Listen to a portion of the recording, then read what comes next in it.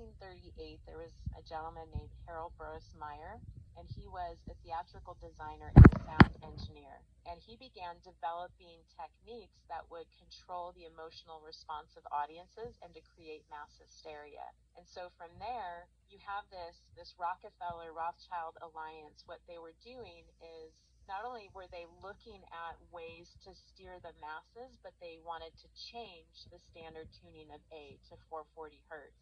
So in 1939, they began funding Joseph Goebbels, who was the Nazi propagandist. And at that time, Joseph Goebbels, he wanted to change the standard tuning of A. And so he organized a meeting in London to do that. And they didn't invite any of the French musicians because they were opposed to 440 hertz. And then the organizers of the conference, they interviewed musicians, the instrument makers, the physicists, and then also the sound engineers. And if any of those people were against 440 hertz, then they weren't invited to the conference.